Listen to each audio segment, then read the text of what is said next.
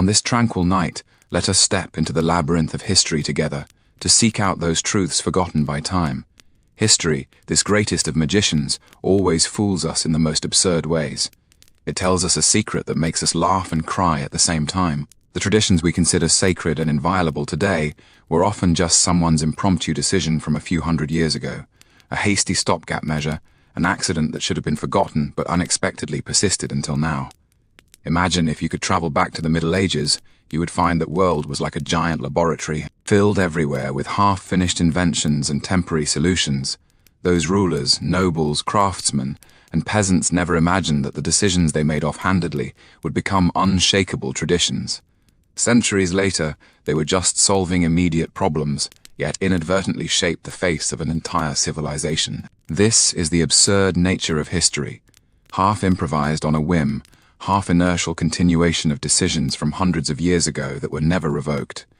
And in this theatre of the absurd, countless individuals are swept into the torrent of grand narratives, becoming the protagonists of their era's tragedies. On the cobblestone streets of the Middle Ages, whenever dawn first appeared, there would always be a voice piercing the tranquil air. It was the herald's cry, loud and clear, echoing through the narrow alleyways. The birth of this profession stemmed from a simple yet practical problem. In a world where the illiteracy rate was as high as 90%, how do you convey important information? Initially, this was just a temporary solution, when a lord needed to announce a new tax policy, or when the king wanted to conscript soldiers. They would find someone with a loud voice and good memory to read proclamations aloud in the streets and alleys. This was supposed to be a one-time job, just like modern temp workers. However, the torrent of time washed this temporary position into an eternal tradition. Heralds not only didn't disappear, but developed complex hierarchical systems, specialized training methods, and even hereditary succession systems.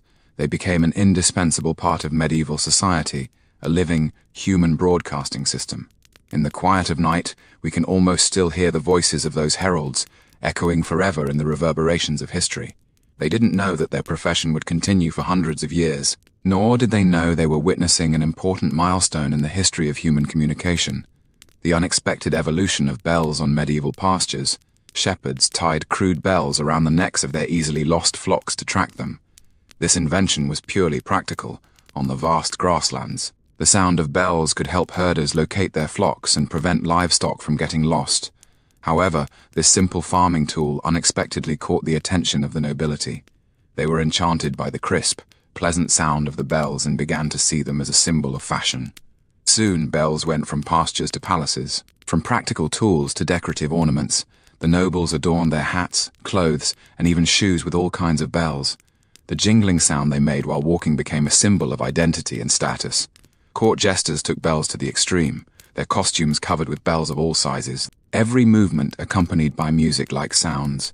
This was perhaps the earliest harassment notification system in human history. Wherever those nobles went, the bells rang. Whether in quiet libraries or solemn churches, they would be disturbed by these mobile noise sources.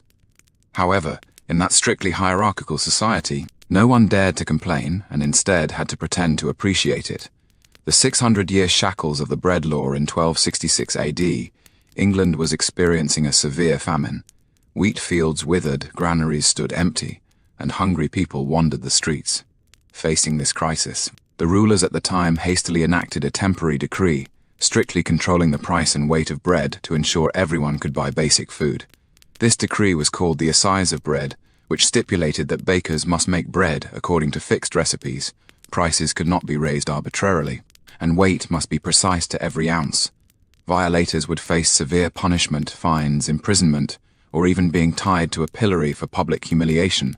However, this temporary decree that should have been abolished after the famine ended haunted England's legal system like a ghost for a full 600 years. Generation after generation of bakers worked under the shadow of this harsh law, their every move monitored, every loaf of bread inspected. Imagine the lives of those bakers every morning.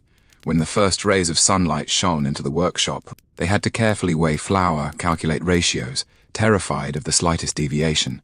Their craft was no longer art, but precise science. Their creativity was tightly bound by the shackles of law, only able to repeat the same motions within prescribed frameworks. The sanitary nightmare of straw floors on a rainy night in the Middle Ages, an innkeeper faced a tricky problem. Muddy guests stepped inside, tracking dirty water and mud everywhere, the wooden floor becoming slippery and filthy. To quickly solve this problem, he came up with a temporary solution, laying a layer of straw on the floor, which could both absorb moisture and provide some cushioning. This seemingly clever temporary solution evolved into a sanitary disaster, lasting hundreds of years. Straw floors quickly became popular throughout Europe's inns, taverns, and even noble residences. People discovered that straw could not only absorb moisture, but also mask various unpleasant odors, seemingly a perfect solution. However, reality was far more complicated than imagined. This straw was rarely replaced, gradually becoming a breeding ground for bacteria parasites, and various pests, food scraps, animal feces, human bodily fluids, and even dead small animals were all buried beneath this seemingly harmless straw. On those dim nights when guests walked across the straw-covered floors, what they stepped on wasn't just plant fibers, but filth accumulated over months or even years. Mice scurried through the straw, fleas bred within it, and various diseases quietly spread in this ideal culture medium. The architectural tragedy of castle kitchens, when the first stone castles rose from the ground. Architects focused all their attention on defensive functions, thick walls, sturdy towers, easily defensible entrances. As for the kitchen, it was merely an afterthought, a hastily added auxiliary facility. Just set up a simple cooking spot in that corner. The architect might have thought, it is only temporary anyway, we'll redesign it later when there is time. However, this temporary decision became a permanent nightmare. Castle kitchens were usually placed in the most unsuitable locations, either in the basement, damp and dark, overrun with mice, or on the top floor of a tower, requiring climbing countless stairs to transport ingredients, or right next to the stable, reeking of foul odors. What is worse, the ventilation systems in these kitchens were extremely poor. Smoke couldn't be expelled in time, and the entire kitchen was shrouded in thick smoke year-round. Chefs working in such an environment not only had to endure high temperatures and smoke, but also had to handle ingredients in dim lighting. Imagine the daily life of those castle chefs. Every morning, they had to light the stove fires in a smoke-filled environment, preparing food for hundreds of people in cramped spaces. Sweat mixed with soot left black marks on their faces. Their lungs were eroded by smoke, their eyes irritated until red. But they had to keep working because everyone in the entire castle was waiting for their food. The unexpected evolution of the moat initially, the moat was just a simple earthen ditch, traces left behind when construction workers quarried stone around the castle. These trenches were supposed to be filled in after construction was completed, but the clouds of war suddenly loomed over the land, and the castle's lord urgently needed to strengthen defenses. Why not make use of these ready-made trenches? Some military advisor might have suggested, just channel water in, and it'll form a natural barrier. This temporary defensive measure quickly proved its effectiveness. Enemy cavalry couldn't cross the water, and siege equipment had difficulty approaching the walls. The moat became an indispensable part of the castle's defense system, evolving from a temporary earthen ditch into an iconic fortification. However, the moat also brought unexpected side effects. The still water quickly became a breeding ground for mosquitoes, especially during the warm summer months. Thousands of mosquitoes hatched from the moat, turning the castle into a giant mosquito farm. The castle's residents had to endure these buzzing little demons. During the day, they waved their arms in the sunlight to swat away the mosquitoes. At night, they tossed and turned under mosquito nets, tormented by the constant buzzing and unable to sleep. Malaria and other mosquito-borne diseases spread throughout the castle. Ironically, this defensive line originally meant to protect the residents had become the source threatening their health. The generational inheritance of credit in a tavern somewhere in medieval times. A regular walked up to the counter, patted his empty money pouch, and awkwardly said to the tavern owner, "I forgot to bring money today, can you put it on my tab? I'll definitely pay you back tomorrow." This was originally a simple temporary loan, a small agreement based on trust. The tavern owner carved a mark on a wooden board, recording this small debt. However, this seemingly harmless, forgot my money excuse gradually evolved into a complex credit system. As time went on, this practice of buying on credit became more and more common. People discovered that as long as they had enough credibility, they could enjoy various services without cash. Taverns, bakeries, butcher shops, even brothels, all began accepting this method of deferred payment. What is even more surprising is that these debts began to become hereditary. When debtors passed away, their debts didn't disappear with them, but were passed on to their children. One person's forgot to bring money could become a burden for an entire family for generations. Imagine those young people who inherited debts. They had just come of age, only to find themselves carrying the heavy burden left by their parents. They had to pay for services they never enjoyed, foot the bill for drinks they never had. These debts followed them like ghosts, affecting their marriages, careers, and entire life trajectories. The absurd origins of fashion in a certain nobleman's mansion. A young duke had his hair cut into a bizarre shape due to an accidental haircut mishap. Facing an upcoming court gathering, he fell into deep despair. However, as a nobleman with strong self-esteem, he decided to package this embarrassing hairstyle as a brand new fashion trend. "This is a mysterious hairstyle from the East," he might have explained to other nobles, symbolizing wisdom and power. Surprisingly, this absurd lie was actually accepted by other nobles. They began to imitate this strange hairstyle, even paying hefty fees to barbers for it. Soon, this hairstyle that was originally an accidental product became popular throughout the entire noble circle. Similar situations played out repeatedly in the Middle Ages. A nobleman who lost a bet was forced to wear strange clothing, and that clothing became a new fashion. A princess who had to apply white powder due to skin allergies made pale skin the standard of beauty. A king who had to use a cane due to a leg injury turned ornate walking sticks into symbols of power. The origins of these fashions were often full of coincidence and absurdity, but once accepted by the nobility, they would quickly spread throughout society. Commoners, in order to imitate the lifestyle of the nobility, would spare no expense in money and time to chase these inexplicable trends. The accidental formation of roads and cities on medieval construction sites. Workers trampled out temporary paths in the muddy ground to make transporting materials easier. These paths wound and twisted without any planning, simply to avoid obstacles and take the path of least resistance. When construction was completed, these temporary paths should have been abandoned and the land restored to its original state. However, people found these ready-made roads very convenient and continued to use them. Vendors set up stalls along these paths, and residents built temporary shacks by the roadside. As time passed, these temporary shacks became permanent buildings, and temporary stalls became fixed shops. What were originally just paths trampled by workers gradually developed into busy streets, even becoming the main thoroughfares of cities. This is why the streets of many medieval cities are so narrow and winding. They were not carefully planned urban designs, but products of historical contingency. Those seemingly unreasonable turns and dead ends actually record the impromptu decisions made by some worker hundreds of years ago to avoid a rock or a puddle walking on these ancient streets. Our footsteps overlap with history. Every flagstone has witnessed countless people coming and going. Every corner hides forgotten stories. Chronicle of tragic figures, the shattered life of Mary Tudor Greenwich Palace in 1516, bathed in bright spring light. When Mary Tudor came into the world, all of England was immersed in joy. She was Henry VIII's first legitimate child, the hope of the Tudor dynasty, the future queen. Nobles in the court competed to present the most precious gifts to this little princess. Poets wrote hymns for her. Musicians composed lullabies for her. In those golden childhood days, little Mary lived in a world full of love. Her mother, Queen Catherine, was gentle and devout, telling her Bible stories every night. Her father, Henry VIII, though hot-tempered, was exceptionally fond of this only legitimate child, often holding her and showing her off around the court. However, this happy life was destined to be short-lived. As Mary grew up, a cruel reality gradually emerged. She was a girl, and Henry VIII needed a male heir. The king's attitude toward Queen Catherine began to undergo subtle changes, and the atmosphere in the court became increasingly tense.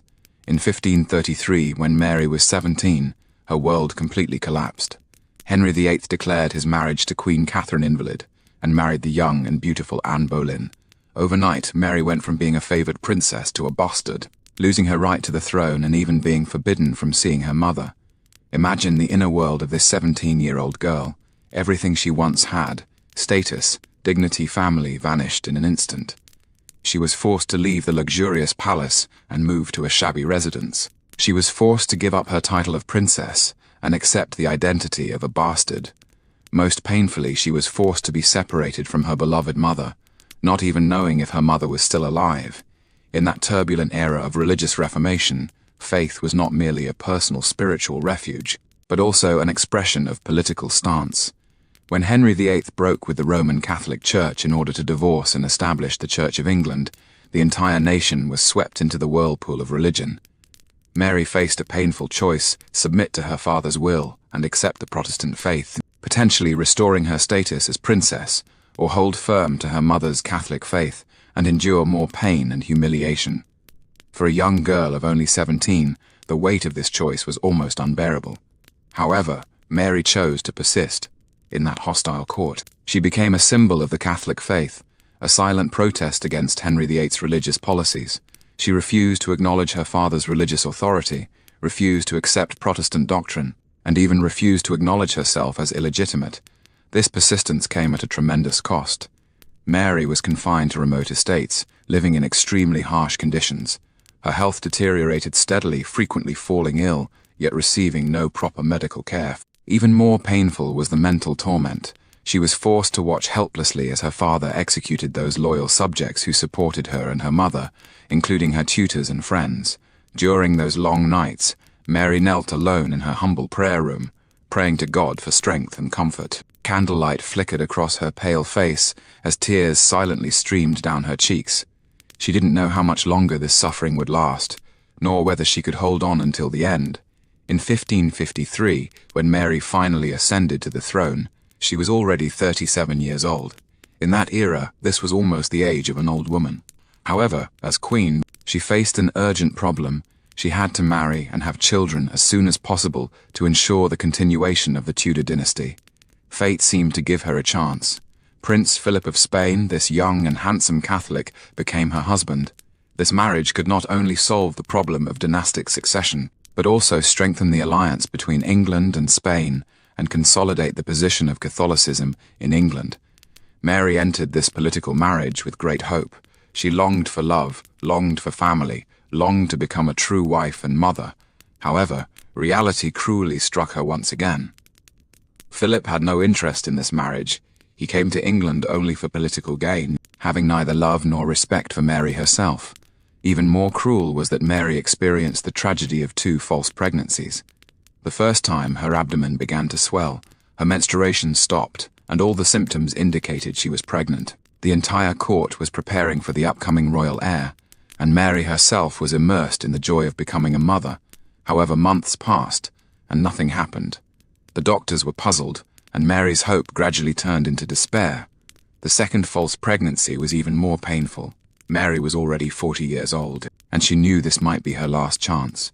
She was more careful than the first time, prayed more devoutly, and followed the doctor's advice more strictly. However, the result was still nothing. Imagine Mary's agony during those long nights. She stroked her belly, feeling those false fetal movements, weaving a beautiful future in her heart for the child who would never be born. When the truth was finally revealed, her heart was completely shattered. When Mary realized she couldn't bear children, she placed all her hopes on religious restoration. She wanted to bring England back into the embrace of Catholicism, to avenge the humiliation suffered by her mother and herself, to prove that her faith was right. However, this religious fanaticism soon evolved into bloody persecution. During Mary's 5-year reign, approximately 300 Protestants were burned at the stake. Among these victims were scholars, priests, nobles, as well as ordinary farmers and craftsmen. Their only crime was refusing to abandon their Protestant faith. Mary believed that only through such extreme measures could she save the souls of the English people, could the nation regain God's grace. She personally participated in many trials, coldly watching those heretics being sentenced to death. In her view, this was not cruel persecution, but a sacred mission. However, these bloody acts did not bring the results she had hoped for. The English people's resentment toward Catholicism grew stronger, and their dissatisfaction with Mary's rule deepened. Instead of becoming the holy maiden who would save the nation, she became a tyrant in the eyes of the people. On the 17th of November, 1558, Mary departed from this world in loneliness and despair.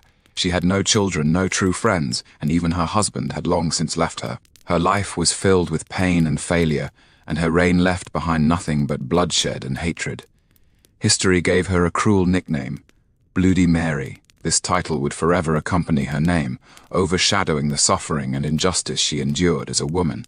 In that era of male supremacy, She was both a victim of power games and a sacrifice to religious fanaticism, the failure of a grand experiment, Alexander's Susa wedding in the city of Susa in 324 BC. As the sun set, the ancient Persian palace appeared especially magnificent in the golden light. Alexander the Great stood on the palace balcony, gazing upon this vast land he had conquered over 10 years.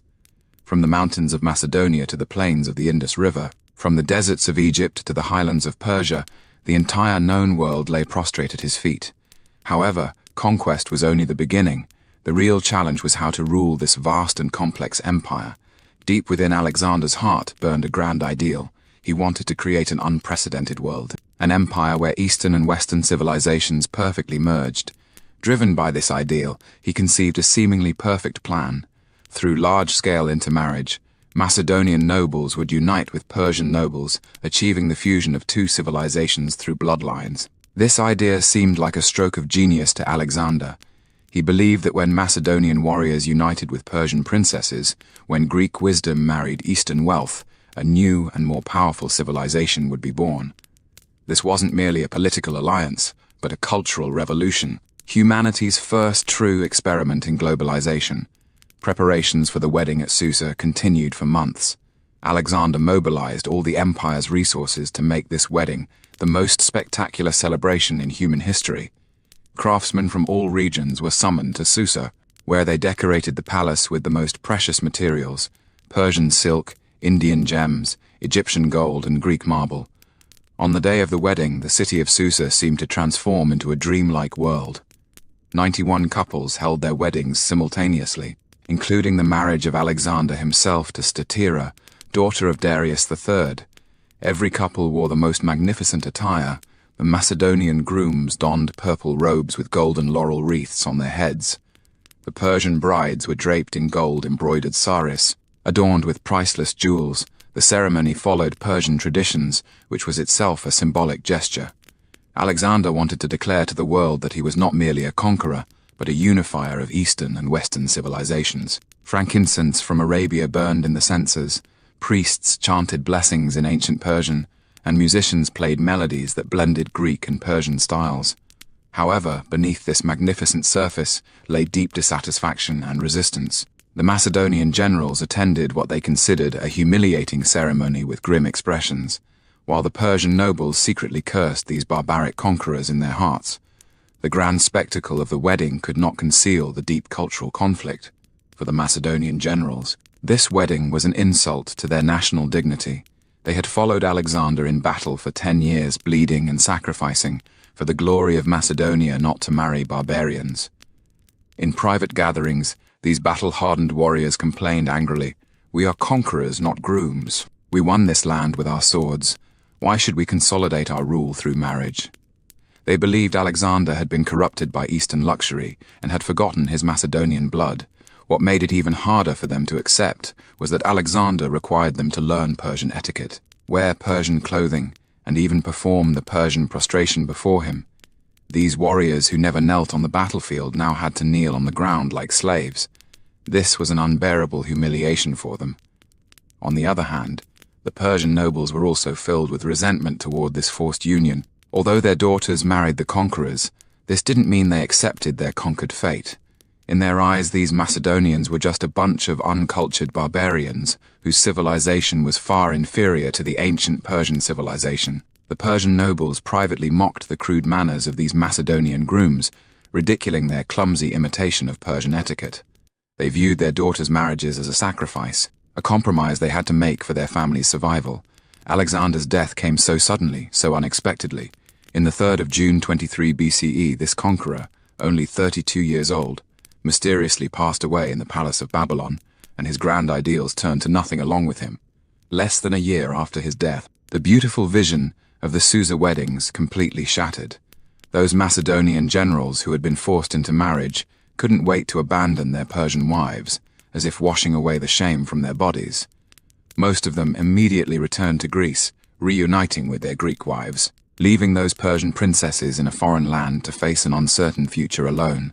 These abandoned Persian women became the most tragic victims of this grand experiment. They lost their status in Persian society, yet never truly integrated into Macedonian culture. Their children, if there were any, became orphans between two worlds, accepted by neither Persians nor Greeks. The fragmentation of Alexander's empire was inevitable. His generals carved up this vast empire, establishing their own independent kingdoms. Hellenistic civilization did leave a profound mark on the East, but this influence was achieved more through conquest and rule, rather than through the cultural fusion Alexander had idealized.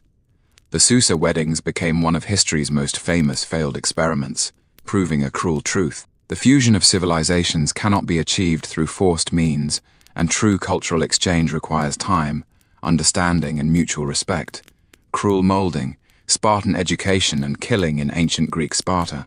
7 was an age of special significance.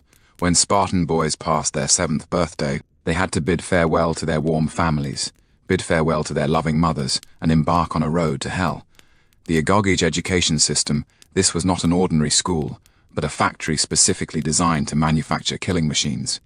Here, humanity was systematically stripped away, emotions were ruthlessly suppressed, and individuality was completely erased. Spartans believed that only through this extreme training could they cultivate the world's most powerful warriors. Imagine the fear of those 7-year-old children. They were forcibly taken from their mother's arms and thrown into a completely unfamiliar environment. No warm beds, only cold stone floors, no abundant food, only coarse grains barely enough to survive, no loving care, only harsh training and merciless punishment. These children quickly learned their first lesson. In Sparta, the weak had no right to survive. Those who couldn't adapt to the harsh training would be eliminated, and their fate was often death or lifelong humiliation. Only the strongest, toughest, and most ruthless children could survive in this system. In the Agogage system, hunger was not an accident, but part of the education. Spartan educators deliberately kept children in a semi-starved state, believing that hunger could awaken human wildness and teach children to fight for survival. These children received only the most basic food rations each day, far from enough to meet the needs of their growing bodies. To get more food, they had to learn to steal. This sounds absurd, but in Spartan educational philosophy, stealing was an important skill. It could cultivate children's wit, courage, and ability to survive behind enemy lines. However, if caught stealing, what awaited them was not forgiveness, but severe whipping. The purpose of this punishment was not to prevent stealing, but to teach them. If you are going to do something, you must do it perfectly and not get caught. During those long nights, hungry children curled up on the cold ground, listening to their stomachs growling, dreaming of the warm food their mothers prepared at home. But they soon learned to suppress such longing, because in Sparta, missing one's family was seen as a sign of weakness. Corporal punishment held a central place in Agogage education. Spartans believed that only through extreme pain could an iron will be forged. Every day, these children had to endure various forms of corporal punishment, whipping, beating, torture, each designed to test their endurance. The most famous ritual was the trial of the altar of endurance. In this ceremony, older boys would be tied to the altar and subjected to merciless whipping until their blood stained the entire altar red. They had to remain silent throughout the entire process, not making any sounds of pain. Those children who cried out or begged for mercy during the whipping would be considered cowards and face even harsher punishment. Some children died during this torture, but their deaths were considered glorious sacrifices. The Spartans believed it was better to die in training than to become a coward on the battlefield. These dead children were commemorated as heroes, their names carved on stone tablets, becoming examples for those who came after. Those children who survived learned an important lesson. Pain can be endured, death can be accepted, but submission is absolutely not allowed. Their nervous systems gradually adapted to extreme pain. Their emotions gradually became numb. Their humanity was gradually stripped away. The cruelest aspect of the Agogage education was not the physical torture, but the mental destruction. The goal of this system was to completely eliminate the children's emotions, turning them into killing machines without fear, without compassion, without love. Children were forbidden from expressing any emotions. Crying was seen as weakness, laughter was seen as frivolity, anger was seen as losing control. They had to learn to maintain an indifferent expression in any situation, no matter how extreme the pain or fear they faced. What is even more cruel is that they were forced to hurt each other.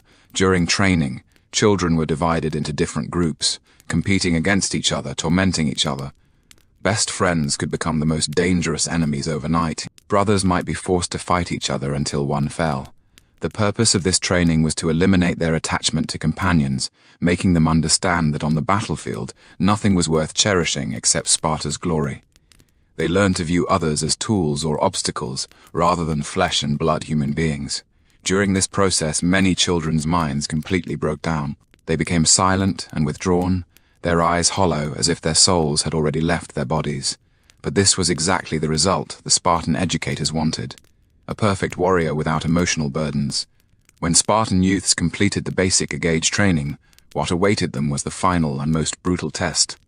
The Cryptia. This was a secret ritual, the final step in completely transforming boys into killing machines. Participants in the Cryptia were called the Hidden Ones, and they had to survive for a year in the wilderness of Laconia in complete solitude. They had no weapons, no food, no help from the outside world. They had to rely on the skills learned in the Agorge to survive stealing, hunting, hiding, killing. But the true purpose of the Cryptia was not survival training, but systematic genocide. These young Spartans were given a special task, hunting down the Helots, the enslaved indigenous people. Every youth participating in the Cryptia had to kill a certain number of Helots to prove they had completely shed the constraints of humanity. Imagine the inner world of these 18 or 19-year-old youths. They stalked through the night, searching for innocent victims. Their targets might be a farmer working in the fields, a woman fetching water by the river, or an old man walking on the road. These Helots had no weapons, no defenses. They didn't even know death was approaching. The moment a Spartan youth raised his knife, they completed the final transformation from human to killing machine. The first kill was often the hardest. Many youths would feel nausea, fear, or remorse at this moment. But they had to overcome these weak emotions, because in Sparta's value system, compassion was the greatest enemy. Spartan youths who passed the Cryptia trial were no longer human, but perfect killing machines. They had no fear because fear had been ground away by pain. They had no compassion because compassion had been eliminated by killing. They had no individuality because individuality had been suppressed by collectivism. When these young warriors returned to Sparta, their eyes had completely changed. There was no longer youthful vitality, no longer human warmth, only cold killing intent and absolute obedience. They had become perfect cogs in Sparta's military machine, ready at any moment to kill or die for the glory of their nation. However, this perfection came at a price. Though these warriors were invincible on the battlefield, they had lost the basic abilities of being human. They could not form true friendships, could not experience true love, could not enjoy the beauty of life. Their existence had only one purpose: war. When wars ended, these killing machines often could not adapt to peaceful life. They didn't know how to communicate with their wives, didn't know how to raise children, didn't know how to survive in a world without enemies. Many Spartan warriors chose suicide during peacetime because they could not endure a life without killing. This was the ultimate result of Spartan education. It created the most powerful warriors in history, but at the same time destroyed countless young souls. In the pursuit of military superiority, the Spartans forgot a fundamental truth. When you gaze into the abyss also gazes into you. As night deepens, ancient bells slowly ring in the distance, as if bidding farewell to these forgotten stories. Asterisk on this quiet night, as we look back at these fragments of history, we see an eternal theme. Humanity always swings between chance and necessity, struggles between ideals and reality, wanders between tradition and change. Those seemingly absurd impromptu decisions ultimately shaped our civilization. Those tragic individual fates reflected the cruelty and ruthlessness of the times. Those grand idealistic experiments often ended in failure and disillusionment. Those extreme educational systems destroyed humanity while creating the strong. History tells us that nothing is eternal and nothing is entirely reasonable. The systems and traditions we take for granted today may just be someone's impromptu idea from yesterday. The heroes and saints we worship today may also have unknown pain and struggles. In this world full of uncertainty, the only certainty is change itself. Civilizations that adapt to change endure, while those that refuse change decline. And in this eternal cycle, countless individuals are swept along by the torrent of history, becoming protagonists or supporting characters in the tragedies of their times. When night falls completely, when the last lamp is extinguished, these stories still flow quietly through the long river of history. They remind us that behind grand narratives are countless real lives and real suffering. They tell us that history is not just a hymn for the victors, but also an elegy for the defeated. May these forgotten voices echo softly in your dreams. May this ancient wisdom bring peace to your soul. In the absurd theatre of history, we are all actors, and we are all audience. Let us walk toward tomorrow's stage with understanding and compassion.